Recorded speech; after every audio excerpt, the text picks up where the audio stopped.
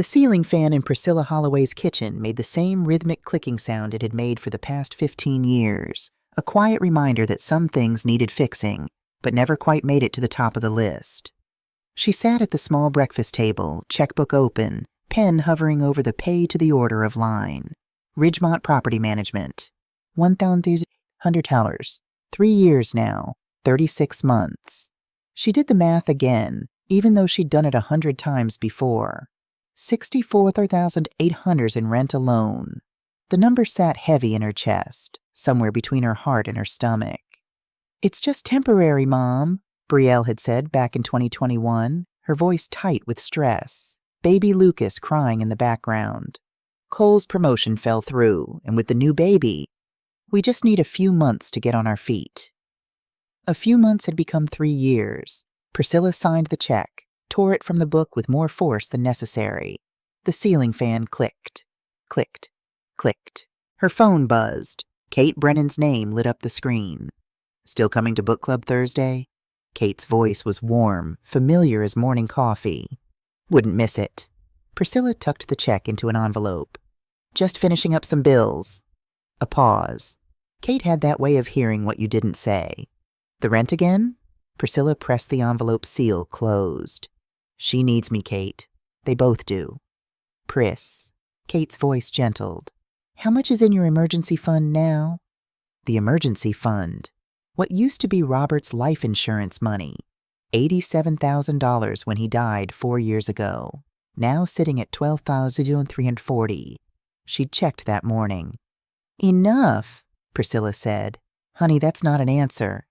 "It's the only answer I've got." Priscilla stood, carried the envelope to the counter where tomorrow's mail waited. "Brielle and the kids need a stable home. What kind of mother would I be if—" "A mother who takes care of herself," Kate interrupted. "Just think about it, please."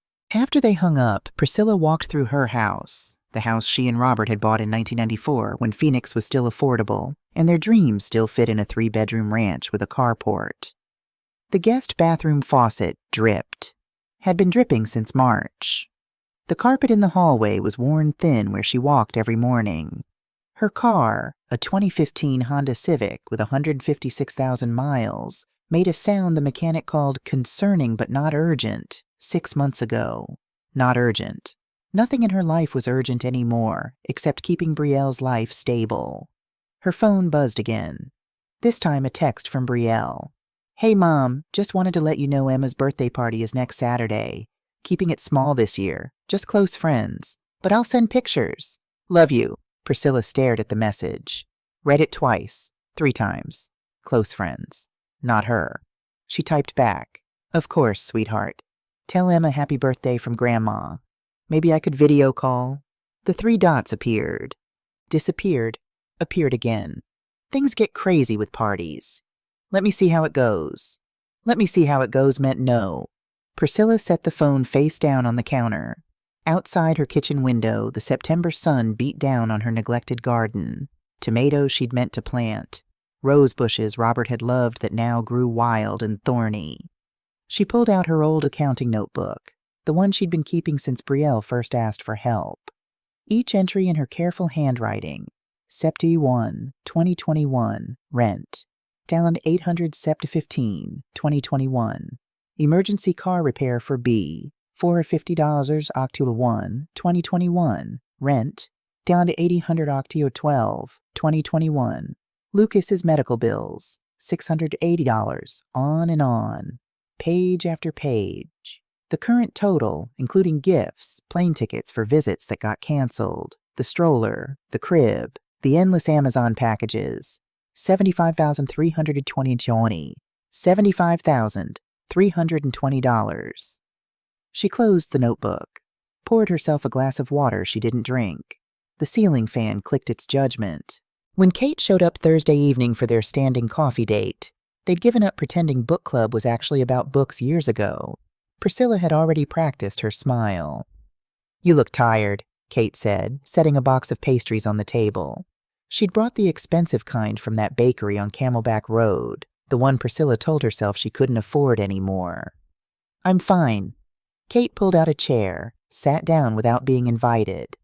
That was Kate, 64 years old, widowed young like Priscilla, but somehow she'd figured out how to live instead of just survive. How's Brielle? Good. Great, actually. Emma's party is this weekend. Are you going? Close friends only. Priscilla busied herself with coffee mugs.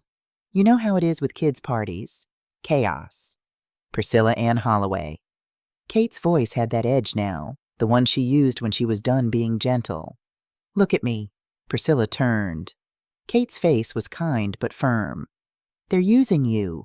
They're not. $1,800 a month for 3 years. I can do math, Pris. That's over $65,000. And that's just rent. What about the rest? Family helps family. Family doesn't exclude family from birthday parties while cashing their checks. Kate reached across the table, covered Priscilla's hand with her own. Honey, I'm not saying don't help them. I'm saying... When was the last time they actually needed you for anything except money? The question hung in the air between them like the cigarette smoke from Kate's younger days. She'd quit a decade ago, but sometimes Priscilla swore she could still smell it. After Robert died, Priscilla said slowly, the house felt so empty. Too many rooms, too much silence. When Brielle needed help, it felt like I had a purpose again, like I was needed. Oh, sweetheart. Kate squeezed her hand. Being needed and being used aren't the same thing. That night, alone in bed, Priscilla pulled out the photo from her nightstand drawer. Robert on their 25th anniversary, his crooked smile, his strong hands, the little scar on his chin from a childhood bike accident he'd told Emma about 100 times. You'd know what to do, she whispered to the photo. You always did. But Robert had been gone 4 years, and the only answer was the ceiling fan's persistent click. October arrived with cooler temperatures and a growing collection of unanswered phone calls. Priscilla tried Brielle on a Tuesday morning. Voicemail. Wednesday afternoon. Voicemail. Friday evening. 3 rings, then voicemail. The texts were worse. She'd send paragraphs. How's Emma doing in 2nd grade? Is Lucas enjoying his preschool? I saw a recipe for those cookies you used to love. Want me to make some? And get back single sentences hours later. She's good.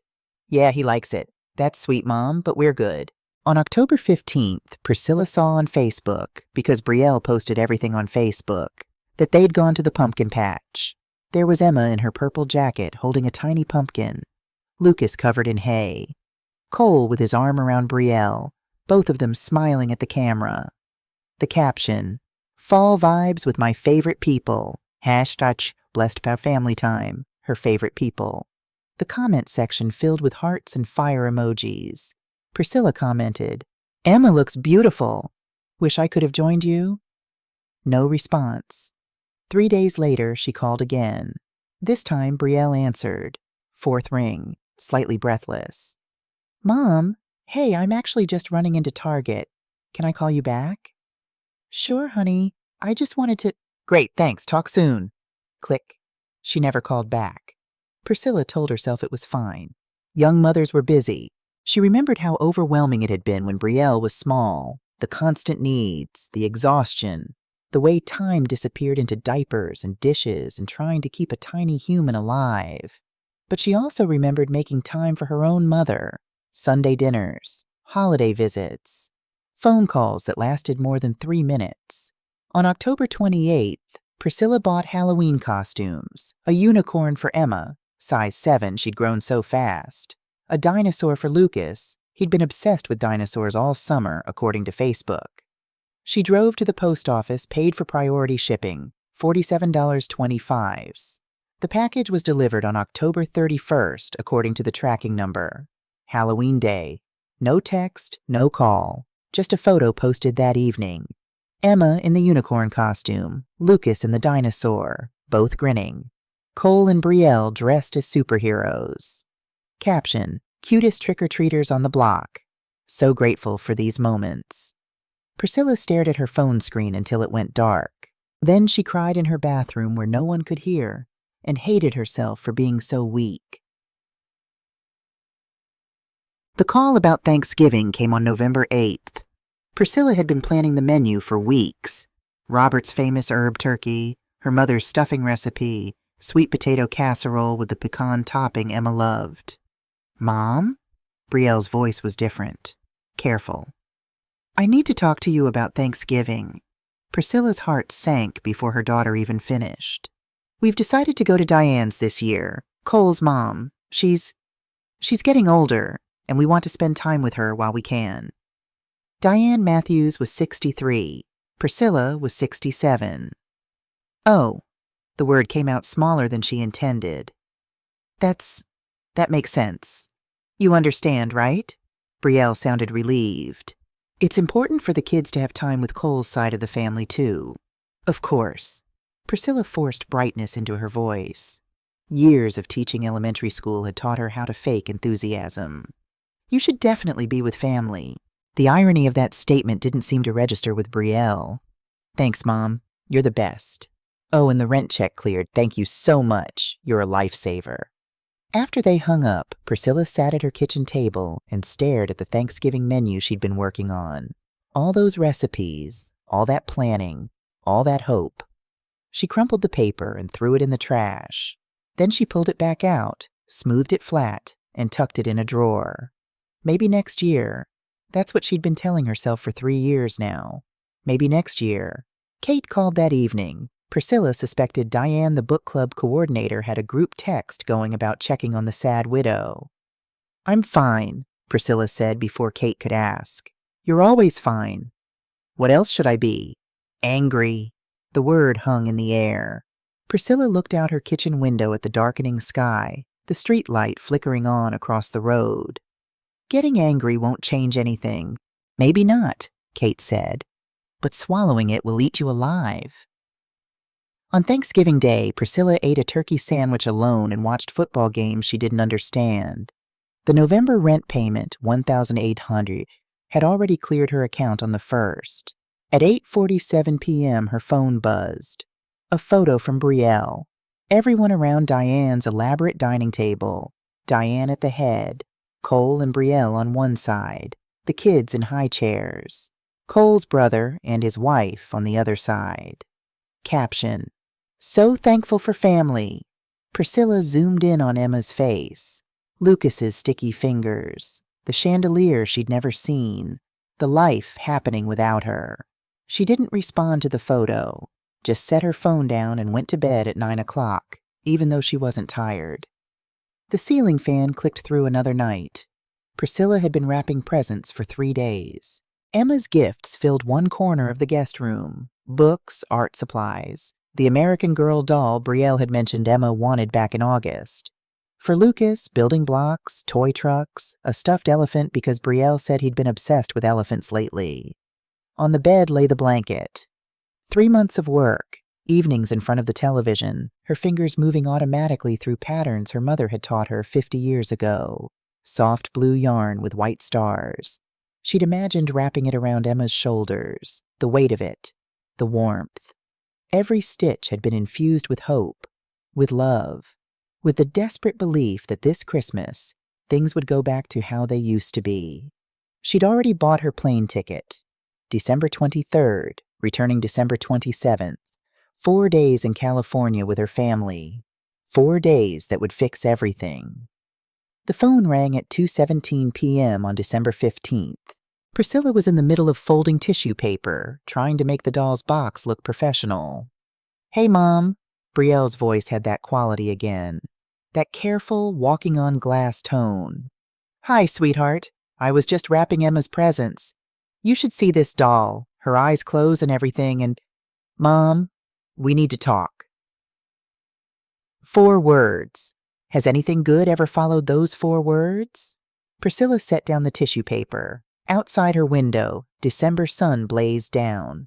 Phoenix didn't get white Christmases, just 70-degree afternoons that felt wrong somehow.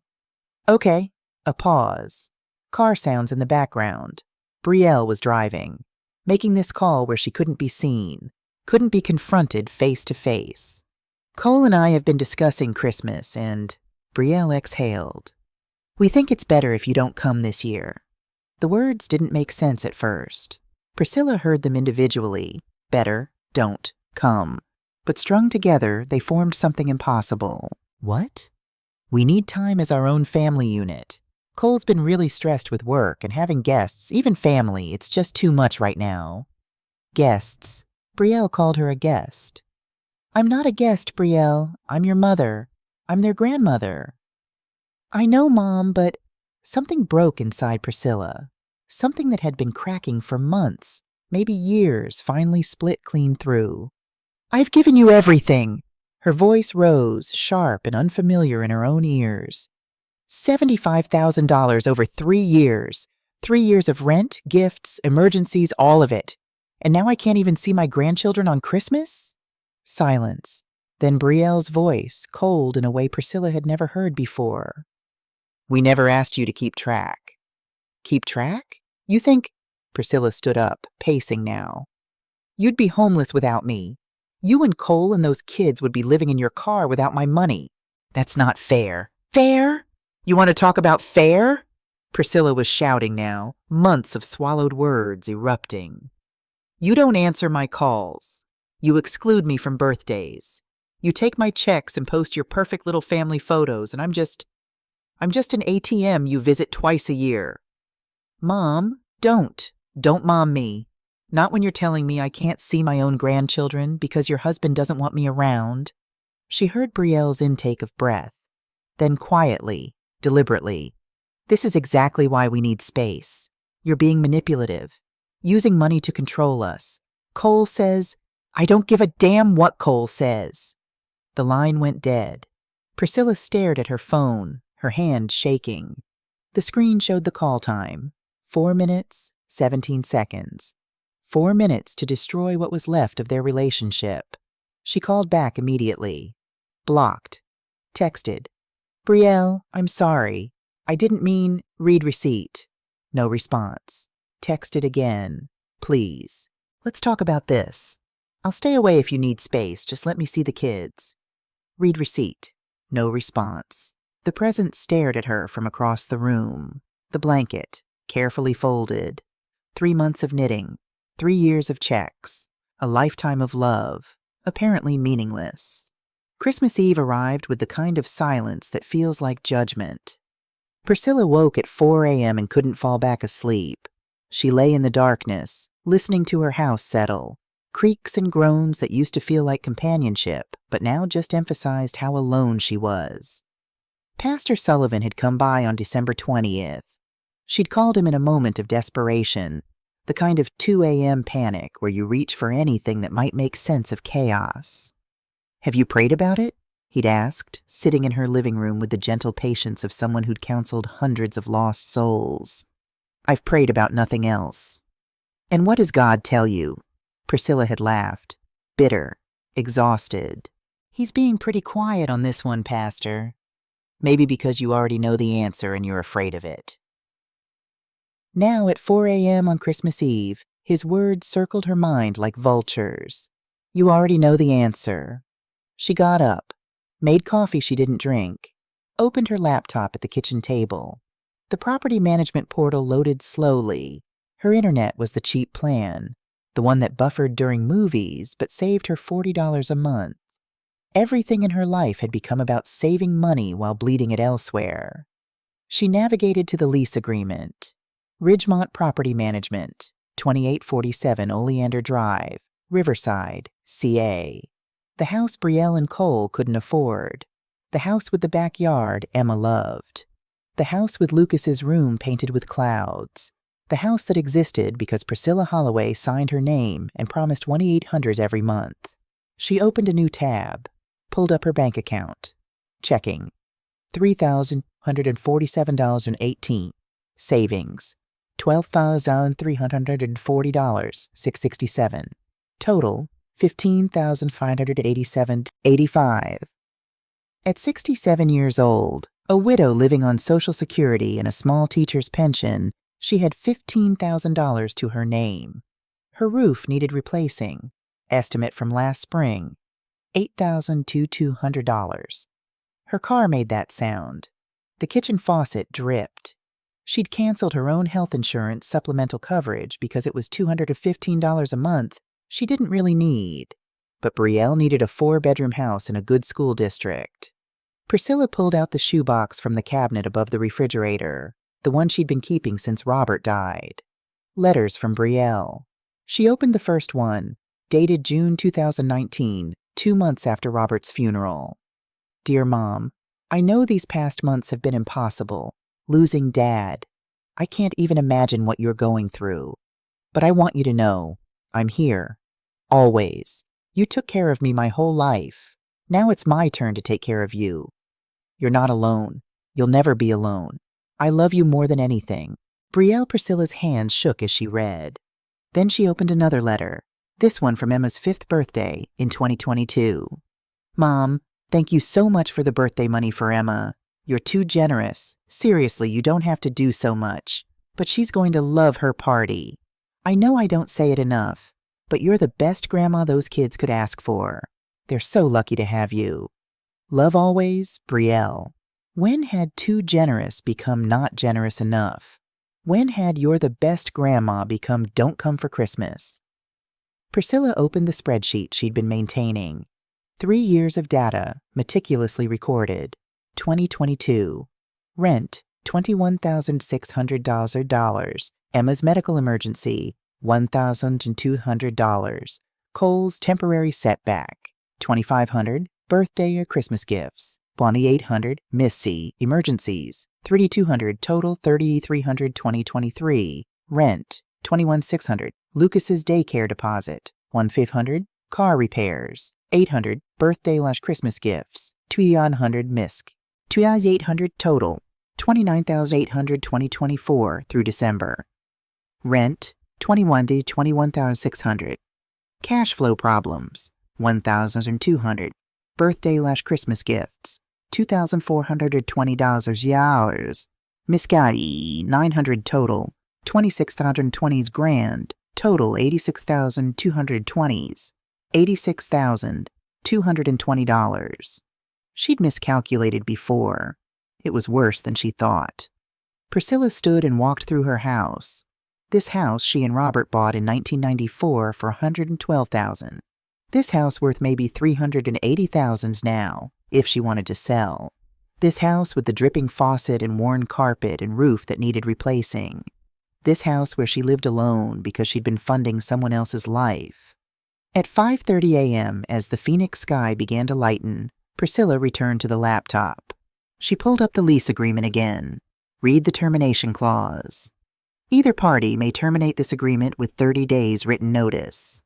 30 days. 1 month? One final month of Priscilla Holloway paying for a house she'd never been invited to. Her cursor hovered over the button. Request lease termination. She thought about Emma. About Lucas. About Brielle at age 6, curling up in her lap to read Goodnight Moon for the 1,000th time. She thought about Brielle at 32, saying Cole doesn't want to see you, like it was a complete sentence, like it explained everything. You can't buy love, Pris. You can only rent obedience. Kate's words echoed. Pastor Sullivan's words. You already know the answer. Her own words shouted into the phone. You'd be homeless without me. At 5:47 a.m. on Christmas Eve, 2024, Priscilla Holloway clicked the button. A form appeared.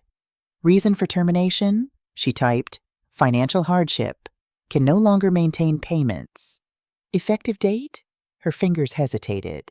She could select January 24th. Give them time. Be kind. Be the bigger person. But they'd had 3 years to be kind. 3 years to include her. 3 years to treat her like family instead of funding. She selected December 25th, 2024, Christmas Day. Are you sure? This action cannot be undone. Her hand moved to close the laptop. This was crazy. This was cruel. This was necessary. She clicked. Confirm. Your request has been submitted. A confirmation email has been sent to your address and to the property management company. The tenant will be notified within 24 hours. Priscilla closed the laptop. Then she ran to the bathroom and threw up. Christmas morning arrived bright and cloudless, the kind of perfect weather that felt like mockery. Priscilla dressed for church in a navy dress she'd owned for 10 years, applied lipstick with shaking hands, stared at herself in the mirror, and didn't recognize the woman looking back. What had she done? Kate picked her up at 8:30. They didn't talk about it. Kate had that gift of knowing when silence was the kindest offering. First Light Community Church was decorated with white poinsettias and gold ribbon. The sanctuary smelled like pine and furniture polish. Priscilla sat in the fourth pew, the same spot she'd occupied for 30 years, and tried to pray. Please let me have done the right thing. Please let this not destroy them. Please let... But she didn't know what she was asking for anymore. Pastor Sullivan's sermon was about boundaries. Of course it was. Love, he said from the pulpit, his voice warm and certain, is not the absence of boundaries. Love is the boundary. When we allow ourselves to be diminished, depleted, destroyed in the name of love, that's not love. That's something else entirely. He paused, his eyes scanning the congregation. For a moment, Priscilla swore he looked right at her. Jesus overturned tables in the temple. He said no. He walked away. Love doesn't mean allowing ourselves to be used. Sometimes the most loving thing we can do is say, this far, no further, I matter too. After the service, Kate drove Priscilla home in silence. As they pulled into the driveway, Kate finally spoke. You did it, didn't you? Priscilla nodded. Good. I feel like I'm going to throw up again. Kate reached over and squeezed her hand. That means you're human. Monsters don't feel guilty. Inside, Priscilla's house felt different. Emptier, but somehow also lighter. She made herself a turkey sandwich, the fancy deli turkey she usually couldn't justify buying. Ate it on her good plates. Didn't taste any of it. Her phone sat on the counter, silent as a grave. At 4:47 p.m. it erupted. 17 text messages in 3 minutes. All from Cole. Brielle must have given him her number, the one Priscilla had carefully not shared. What the fuck did you do? Call me now, you vindictive bitch. We have 30 days. You just ruined Christmas. Emma is crying. You destroyed your grandchildren's lease. We're going to sue you for everything you have. Enjoy being alone. You'll die alone. Old and bitter and alone. Merry fucking Christmas. Then Brielle's voicemail. Priscilla couldn't bring herself to listen right away. She pressed play at 5:15, hands shaking. Mom! Brielle's voice was destroyed, rough with crying. Mom, how could you? We just got the notice. Christmas Day. You did this on Christmas Day. We have 30 days to find somewhere to live. Emma's school. Lucas's daycare. Everything. You destroyed everything. Because what? Because we wanted one holiday to ourselves? A pause. Breathing. The sound of Brielle trying to compose herself. I thought you loved us. I thought family meant something to you. But I guess I was wrong. I guess we were only worth loving as long as we did exactly what you wanted. Mom, please, please call me back. We can fix this. We can talk. Just, please. The voicemail ended. Priscilla sat on her kitchen floor and cried for 20 minutes. Not the gentle, cleansing tears of release, but the ugly, gasping sobs of someone who's just burned their life down and can't take it back. At 6:30 p.m., she called Margaret Whitmore's emergency line. Margaret answered on the third ring. Priscilla, is everything okay? No, Priscilla's voice cracked. I canceled their lease. They're threatening to sue. And I don't know if I did the right thing. Tell me everything. Priscilla talked for 40 minutes. Margaret listened without interrupting, the occasional confirming she was still there. Finally, can you come to my office tomorrow morning, 9 a.m.? Tomorrow's the 26th. I know. I'll be there. Will you? Yes.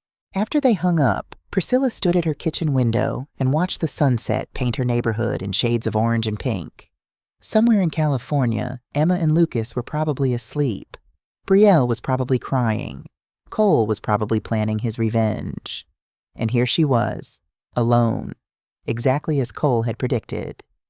She turned on the television for noise, for company, for anything to fill the silence. Her phone buzzed one more time. A text from Kate. Proud of you. Come over tomorrow if you need to. You're not alone. Priscilla held the phone to her chest and let herself believe it, just for a moment. Margaret Whitmore's law office occupied the second floor of a modest building on Indian School Road. The waiting room had desert art and worn leather chairs and magazines from 2023. Priscilla arrived at 8:45 a.m., her hands wrapped around a travel mug of coffee she'd barely touched. Margaret emerged at exactly 9 a.m., 52 years old, silver-streaked hair pulled back, sharp eyes that missed nothing. She'd handled Robert's estate 4 years ago, had been patient with Priscilla's grief, had never charged her more than necessary. Come on back. Margaret's office was organized chaos, files stacked neatly, a desktop computer with 2 monitors, family photos on the credenza. She gestured Priscilla to a chair. First things first, how are you holding up? I don't know. Priscilla set down her coffee. I feel like I've just detonated my life. Maybe you did, but maybe it needed detonating. Margaret pulled out a legal pad. Tell me about the lease. Everything. Priscilla walked her through it.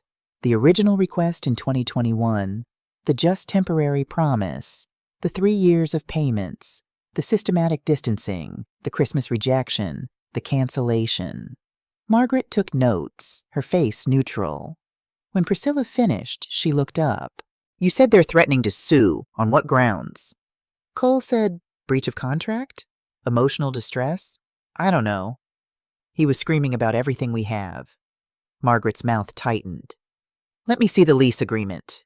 Priscilla pulled up the documents on her phone. Margaret read for several minutes, occasionally making notes. Okay, here's the legal reality. She leaned back in her chair. The lease is in your name exclusively. Your daughter and son-in-law aren't on it. They have no legal claim to continued occupancy. You gave proper notice, 30 days, which exceeds California's requirement for month-to-month terminations. Legally, you're completely in the right. Then why does it feel so wrong? Because you're a human being with a heart. Margaret's expression softened. Priscilla, what you did was legally sound. Morally? That's between you and your conscience. But I need you to understand something. They will fight this, and they will fight dirty. What do you mean? They'll weaponize the grandchildren. They'll paint you as a vindictive old woman who abandoned her family. They'll try to make you feel guilty enough to restore the payments. Margaret leaned forward. Are you prepared for war? Because that's what this is going to be. Priscilla thought about Emma's face, Lucas's laugh, the blanket still sitting, folded in her guest room. I don't want war. I just want to not be used anymore. Then we document everything. Every text, every call, every threat. We build a case that shows a pattern of exploitation, not a grandmother abandoning her family. Margaret pulled out a form. First, we file for a restraining order. A restraining order? Against my own daughter? Against anyone who threatens or harasses you. The texts Cole sent, die alone, threatening legal action, that's harassment. If they show up at your house, that's worse. We need to establish legal boundaries immediately. The word boundaries again. Priscilla was so tired of boundaries. But she nodded. For the next 3 hours, they worked. Priscilla forwarded bank statements, text message logs, the angry voicemails. Margaret organized everything into folders, building a timeline of financial support and emotional distancing. At noon, Margaret's assistant brought in sandwiches neither of them touched. One more thing, Margaret said, reviewing her notes. Do you have any reason to believe they've been dishonest with you about their financial situation? What do you mean?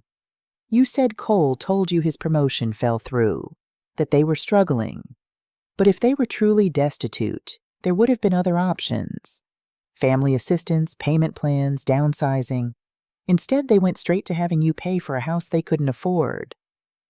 Priscilla thought about the Facebook posts, the pumpkin patch, the wine country weekend, the new furniture she'd seen in the background of photos. I don't know, she admitted. I never asked questions. I just sent money when they asked. Find out. Margaret handed her a card. I have a colleague who does basic background checks. Nothing invasive, just public records. Employment verification, credit reports if they've authorized your name on anything. Sometimes the truth tells a different story than what we've been told. That night, Priscilla couldn't sleep. She opened Instagram. She barely used it. Had created an account years ago only to see photos of the kids that Brielle didn't text her directly. She typed Brielle's name in the search bar. The main account appeared, @Brielle.Matthews, the one Priscilla followed. But the autocomplete showed something else. @Brielle, Dem private a private account. One Priscilla didn't know existed. Her heart started pounding. She clicked it. This account is private. Follow this account to see their photos and videos. She clicked follow with shaking hands. Waited. 10 minutes passed. 15. At 11:47 p.m., the request was accepted. Twist number 2, discovery of secret Instagram. The account loaded. 43 posts. 115 followers. The first photo dated October 12th, 2024. Brielle and Cole at a restaurant. Wine glasses, dim lighting, smiling. Caption, date night at Maestro's. Worth the splurge, #treat yourself Maestro's. Priscilla Googled it. Entrees started at $50. Second photo, September 20th. Cole holding shopping bags from Nordstrom. Caption, someone got a work bonus. New suits for my successful man of blessed had husbands of Instagram work bonus. Brielle had told Priscilla they were cash-strapped in September. Had asked for $500 for emergency car repair. Priscilla kept scrolling, her stomach churning. August 3rd. Their backyard with a new patio set, umbrella, outdoor grill. Finally upgraded our outdoor space. Can't wait for summer BBQs. June 15th. Brielle at a spa, cucumbers on eyes. Self-care, Sunday. Every mom deserves a break. #MeTime May 28th. A beach vacation. Multiple photos. Emma building sandcastles, Lucas splashing, Cole and Brielle in matching sunglasses. Memorial Day weekend at Laguna Beach. Making memories with my favorite people. Every post ended with hashtags.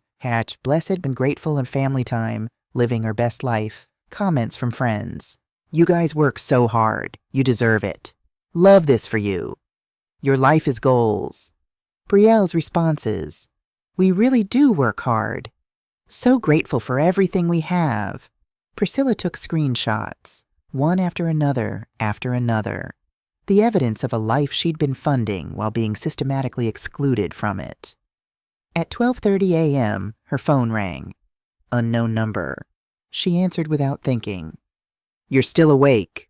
Good. Cole's voice, sharp with rage. We need to talk. Cole, I don't think... 6 years. 6 years Brielle tried with you. 6 years of your passive-aggressive comments, your guilt trips, your constant need for validation. She bent over backward making you happy, and you throw us out because we wanted one Christmas without walking on eggshells around you. That's not... You're a narcissist. You know that? Classic narcissistic parent. You use money to control people, and when we don't perform like trained dogs, you punish us. Well, congratulations. You win. You're going to die alone in that house, and Emma and Lucas won't even remember your name. Priscilla's hand tightened on the phone. Are you finished? We're going to sue you. Breach of implied contract, grandparent alienation, intentional infliction of emotional distress. We'll take everything you have. The lease is in my name. I have a right to terminate it. We'll see what a judge says. His voice dropped, menacing. And Priscilla, you'll never see those kids again. Ever.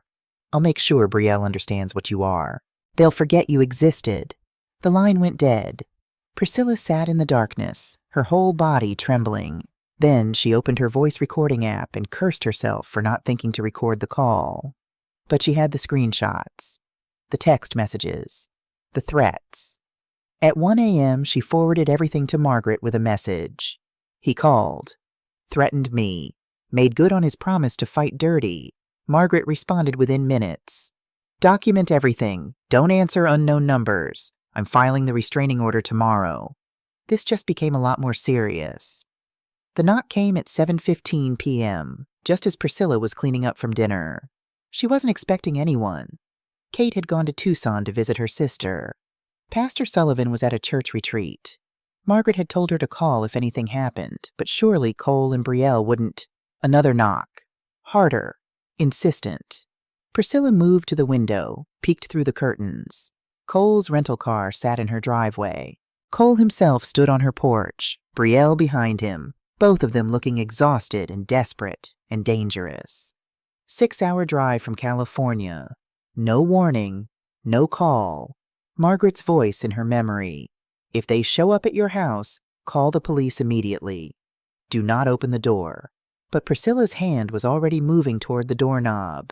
Some instinct, maternal, foolish, hopeful, pulling her forward. She opened the door with the security chain engaged. Yes? Cole's face was red, whether from sun or anger she couldn't tell. We need to talk. Now. It's late. You should have called. You blocked our numbers. I didn't block. Priscilla caught herself. Margaret's voice again. Don't engage. Don't defend. Don't explain. This isn't a good time. Not a good time? Cole's voice rose. We drove 6 hours. We have 29 days to find a place to live. Emma's asking why we have to leave her room. Lucas doesn't understand. And you're telling me it's not a good time? Brielle stepped forward. Her eyes were swollen, her face puffy from crying. She looked smaller somehow, diminished. Mom, please just listen. 5 minutes. That's all we're asking. The we stung. When had Brielle and Cole become a we united against her? Priscilla's resolve wavered. This was her daughter, her baby girl. The child she'd rocked through nightmares and nursed through illnesses and cheered through every milestone. 5 minutes, she heard herself say, but she didn't remove the chain. Cole jumped in immediately, his tone shifting to something practiced, rehearsed. Look, Priscilla, we get it. We haven't been perfect. We've been stressed, overwhelmed with the kids. We probably haven't shown enough appreciation for everything you do. Everything you did, Brielle corrected quietly. Cole shot her a look. Everything you've done. But this? Canceling the lease on Christmas? That's beyond the pale. You're punishing Emma and Lucas for our mistakes. I'm not punishing anyone. I'm simply not paying for a house I can't afford anymore. Bullshit! The word came out sharp. You can afford it. Your house is worth almost $400,000. You could easily... So I should sell my home? The home Robert and I bought? So you can keep living in a house you never paid for? Brielle flinched. We never asked you to pay every month. You offered. I offered temporary help. Not 3 years of complete support while you vacationed and bought patio furniture and ate at expensive restaurants. Silence. Cole and Brielle exchanged glances. What are you talking about? Brielle asked. Priscilla pulled out her phone, held up a screenshot of the Instagram account. Living our best life, she read. Laguna Beach, Maestro's Steakhouse, Cole's work bonus, all while telling me you were cash-strapped. Brielle's face went white. Mom, that account was just for close friends. Those posts don't what? Don't show me you've been lying? Don't prove that you had money for luxuries but not rent? Don't demonstrate that I've been funding a lifestyle, not a necessity? Cole's jaw clenched. His hands curled into fists at his sides. You were snooping on us. I was trying to see photos of my grandchildren on an account you accepted my follow request for. That's not snooping, Cole. That's realizing I've been played for 3 years. Played? Cole stepped closer to the door. Not threatening exactly, but his energy shifted. We're family. You help family. That's what parents do. No, Priscilla's voice came out stronger than she expected. Parents raise their children to be independent adults. I helped. You took advantage. There's a difference. Brielle was crying now, silent tears streaming down her face. Mom, please. I know we messed up. I know we took you for granted. But the kids. Think about Emma and Lucas. They need stability. Their school, their friends, their routine. You're destroying all of that because you're angry at us. And there it was, the emotional blackmail, the weaponizing of the grandchildren, exactly as Margaret predicted. I am thinking about Emma and Lucas. Priscilla said quietly. I'm thinking about what you're teaching them. That manipulation works, that you can use people as long as you wrap it in family, that boundaries don't matter. Is that really what you want them to learn? That's not fair, Brielle whispered. Neither is excluding me from their lives while spending my money. Neither is telling me Cole doesn't want to see me on Christmas. Neither is lying for 3 years while I drained my retirement trying to keep you comfortable. Cole's mask slipped completely. You sanctimonious bitch. You think you're so noble. You think this is about principles. This is about control. This is about punishing us for not performing the way you wanted. Cole? Brielle put a hand on his arm. He shook her off. No, she needs to hear this. You want to know why we didn't want you at Christmas, Priscilla?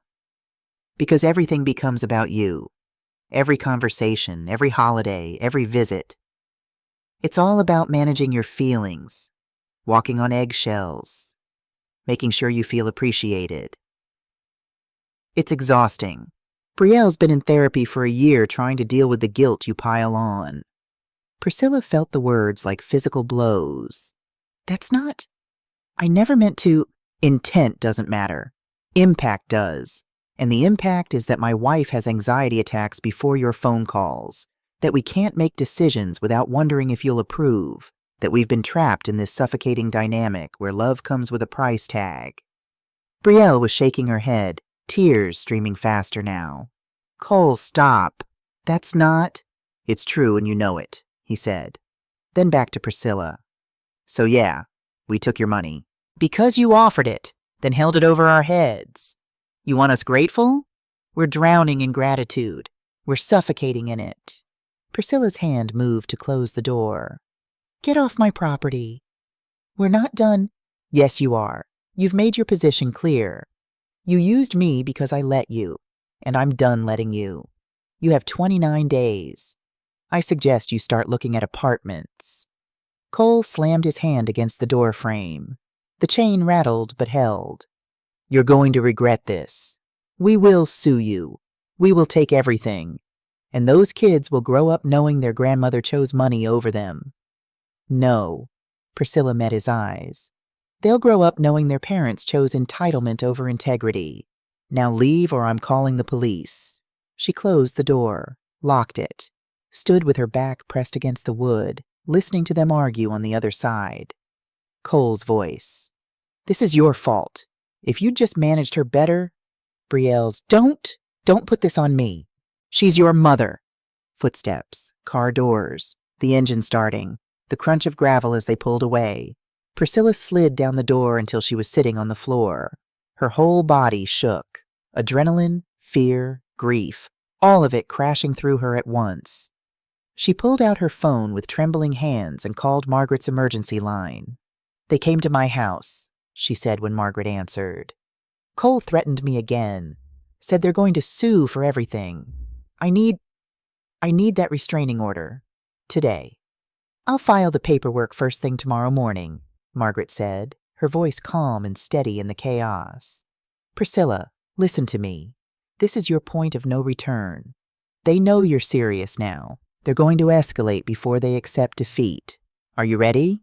Priscilla looked around her house, the house she'd been neglecting to fund someone else's comfort.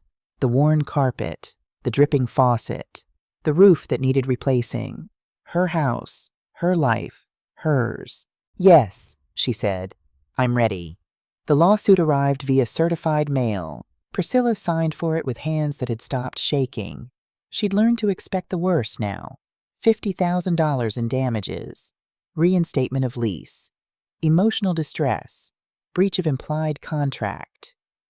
Brielle's notarized statement called her controlling and manipulative, words that sounded like Cole's voice wearing Brielle's signature. Margaret reviewed the documents in her office, sticky notes marking the weakest claims. It's mostly theater, Margaret said, designed to scare you into settling. The implied contract argument won't hold. You never promised indefinite support.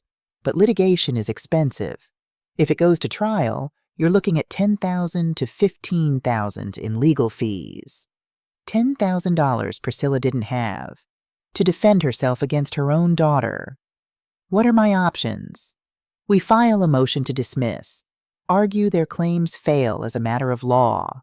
If the judge agrees, this ends before trial. If not, Margaret paused. We fight. The panic attacks started that week. 3 a.m. wake-ups, heart racing, convinced she was dying. Kate stayed over most nights, sleeping in the guest room where wrapped presents still gathered dust. Pastor Sullivan visited. They sat in her living room, tea growing cold between them. I keep thinking I should have tried harder, Priscilla said. How many chances is enough? He asked gently. She had no answer. On January 18th, they came again. Cole's car in her driveway. Brielle holding a casserole. And in the back seat, Emma and Lucas, their faces pressed against the windows. Priscilla opened the door, chain engaged. You brought the children. They wanted to see you, Brielle said, tears already streaming. Emma asks about you every day. Cole held wilting carnations. We're willing to drop the lawsuit. Clean slate. Just reinstate the lease. You're not here to apologize, Priscilla said quietly. You're here to negotiate, using my grandchildren as leverage. We're desperate, Brielle sobbed. We have 17 days to find a place. No one will rent to us. Our credit is destroyed. We need help. You need me to rescue you from consequences of your own choices. Cole stepped closer, his voice dropping. Think about what you're doing. Emma will remember the day Grandma wouldn't even open the door. No, she'll remember the day her parents used her as a pawn. Emma's voice from the car. Mommy, why won't Grandma come out? Priscilla closed the door, slid down until she sat on the floor, listening to them drive away. Her phone buzzed, another threat from Cole's burner phone. She forwarded it to Margaret. Restraining order violation number 4. Margaret's response. They're getting desperate. That's good.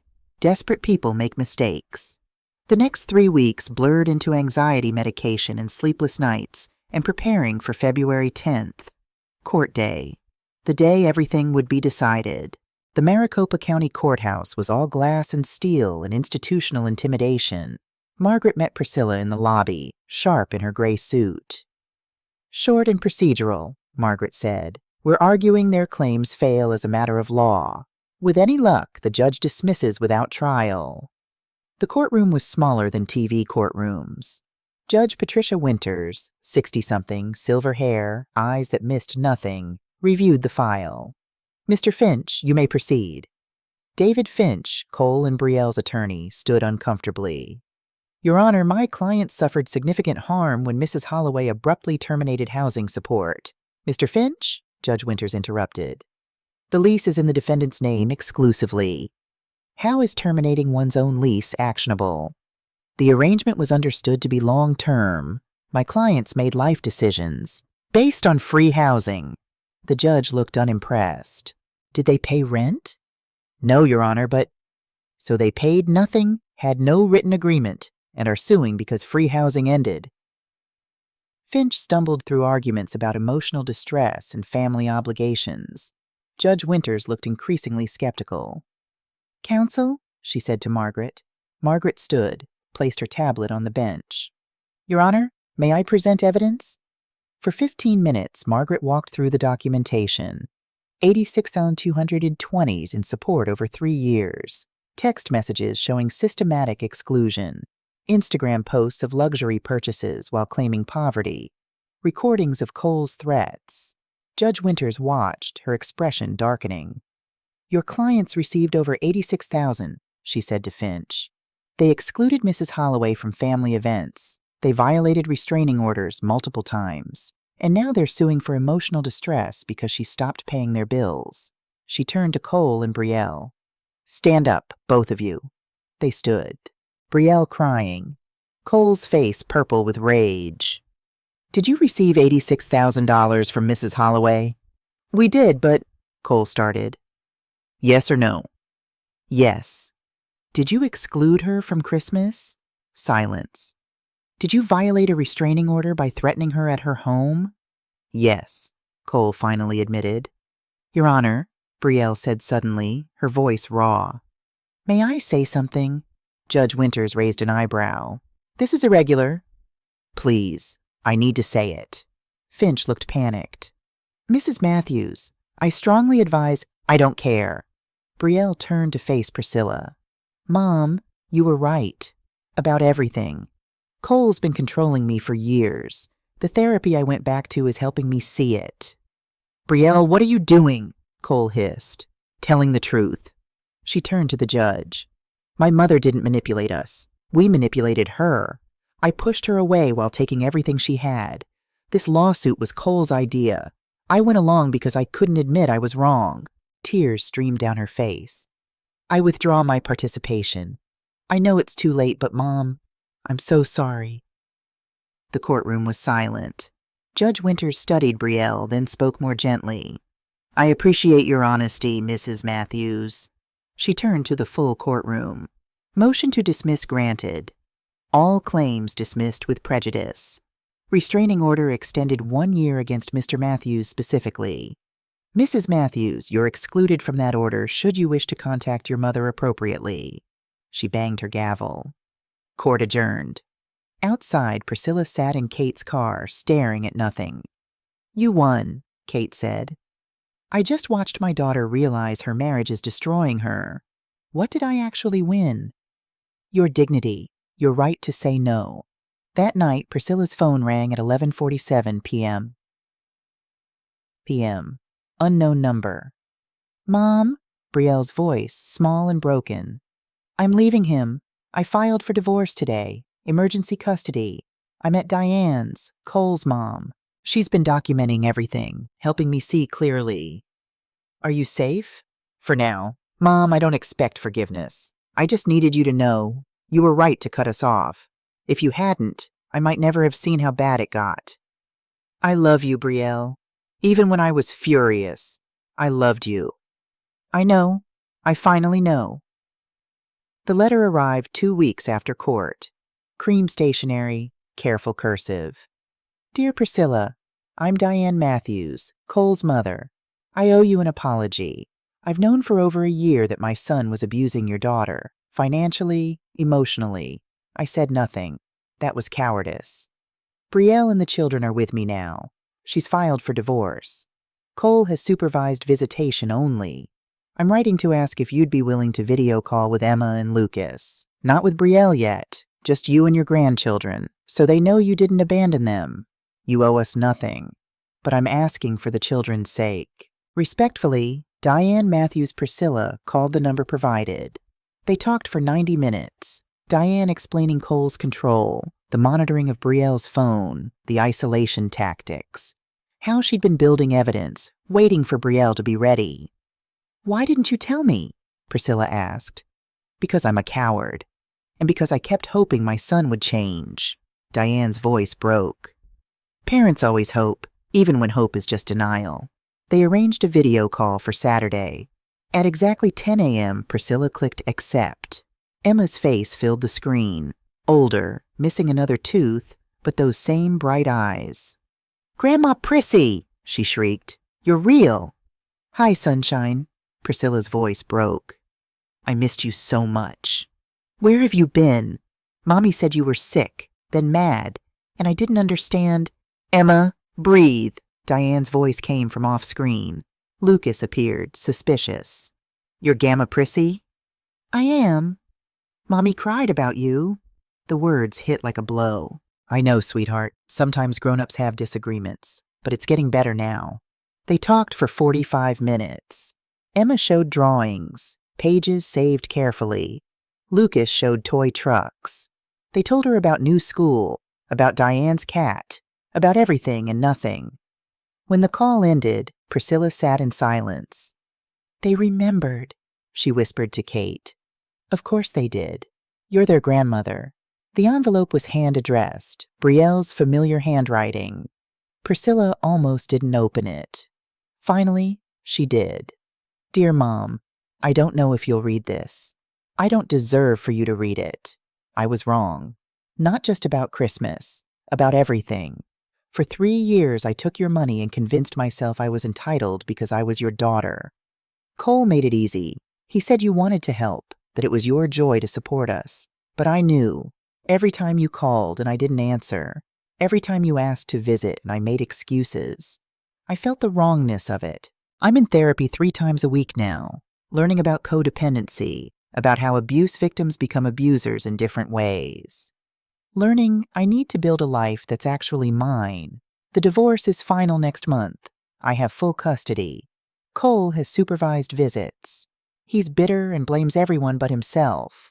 I don't expect forgiveness. I'm just starting to forgive myself. But I want you to know, Emma and Lucas talk about you every day. You are their sunshine. Thank you for not giving up on them, even when you gave up on me.